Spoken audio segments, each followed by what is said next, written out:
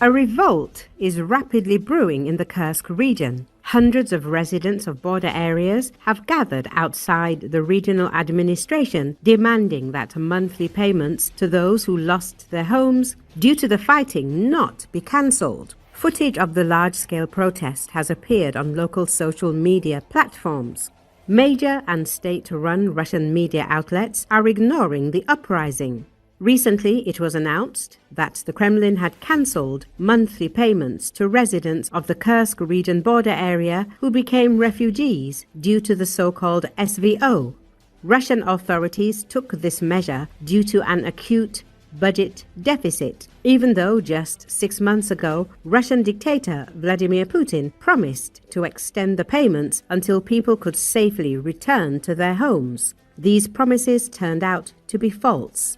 In response, angry Kursk residents staged a protest without sanctioning it with the authorities. About 200 residents of the Glushkovsky and Sudzhansky districts gathered in the center of Kursk. They wanted to meet with the regional leadership. Regional Governor Alexander Khinshtein was afraid to confront the crowd. He dispatched his assistant to deal with the protest, who became openly rude to protesters. The official in particular stated that residents of the Kursk border region should have been responsible for protecting their own homes. These words caused shock and anger among people who lost their homes as a result of the SVO and are now trying to restore at least some semblance of normal life. Frustrated and angry residents recorded a letter to Putin and Khinshtein. They demanded not only that monthly support be maintained, but also that mortgage debts for destroyed buildings be written off and that the criteria for obtaining housing certificates be revised. Residents complained that they were stuck paying off mortgages for buildings that no longer exist while simultaneously being forced to spend their last remaining funds renting other people's apartments. In their appeal, they warned that the cancellation of 65,000 ruble payment would ultimately drive them into debt and that they risk ending up homeless with debts. Recall, civilians are still not allowed to return to the border villages of the Kursk region, even though the Ukrainian armed forces were driven out of there long ago. A military reporter and deputy general director of VGTRK stated this on air at KP Radio. He explained that there was nowhere to return to yet because in the era of drone use, red and yellow zones have increased significantly. Firstly, we need to clear the sky and drive away the enemy. But in the situation in the Belgorod region is much more difficult because the regional center is closer to the combat zone and Shevchenko is under enemy fire. The capture of Vovchansk is a significant psychological and ideological victory. This does not mean the attacks will end, but in a certain part there will be fewer of them, of course. It's very hard mathematics, but it can always be calculated and translated into human lives and destinies. In Belgorod, as in Kursk, residents were forced to remember that these were once military regions. I always give the example of the Notch line. Then the region became more bourgeois after the Belgorod region lost its defensive significance after Russia had annexed Novorossiya and Crimea, and there was no need to defend ourselves from the steppe dwellers. Podubny said, "It just so happened that in the 21st century, this is the Abatis line, again in many ways for us. And you know, there is the villages of Streletskoy, for example, Pushkanoy.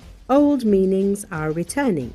Belgorod quickly shed this feeling of bourgeois prosperity, and people again militarized in the right sense and accepted these tests, both in Kursk and Belgorod, I mean in the regions. The war correspondent added.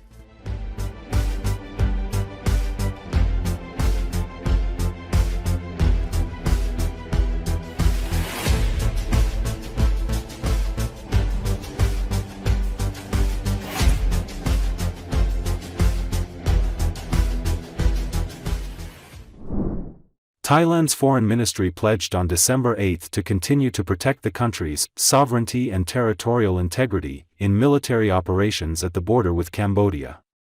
This comes as Thailand launched airstrikes along the disputed border with Cambodia on Monday as both sides accused the other of breaking a ceasefire that halted fighting earlier this year.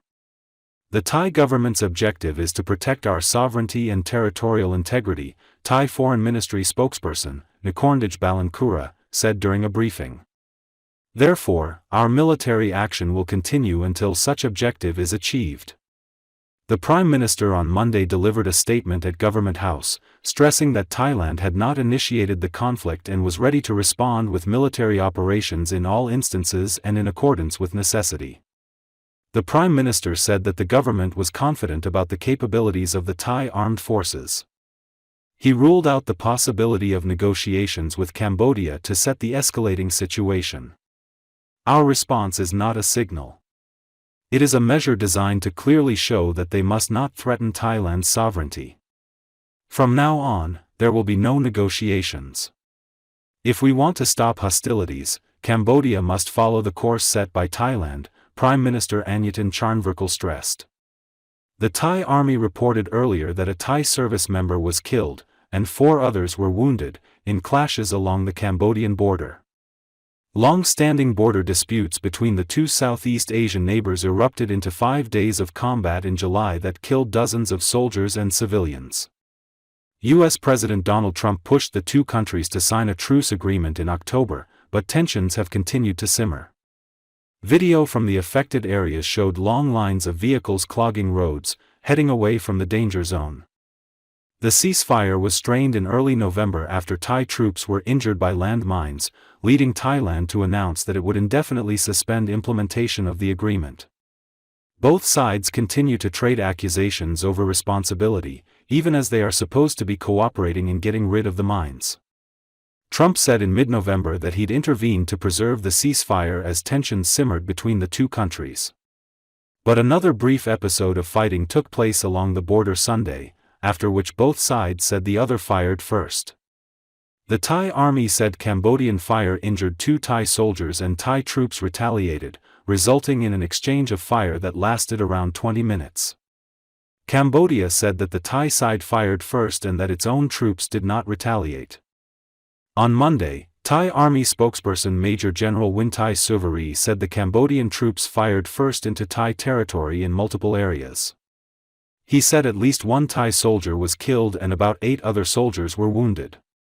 Thailand then used aircraft to strike military targets in several areas to suppress Cambodian supporting fire attacks, he said. The Thai army said artillery rounds landed near residential areas on the Thai side, but reported no civilian casualties so far.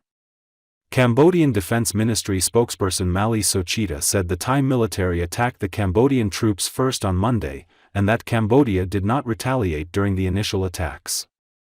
Cambodia urges that Thailand immediately stop all hostile activities that threaten peace and stability in the region, she said. Neth Phiktra, the Cambodian Minister of Information, said fire from Thai forces killed 4 Cambodian civilians and injured about 9 others. The Prime Minister of regional neighbor Malaysia, Anwar Ibrahim, called for restraint in a statement posted to social media and said that his country is ready to support efforts to avert further fighting. Second, Thai government's objective is to protect our sovereignty and territorial integrity. Therefore, our military action will continue until such objective is achieved. Third, fourth, Thailand's position, including military action, will remain unchanged until Cambodia changes its stance and pursue path of peace.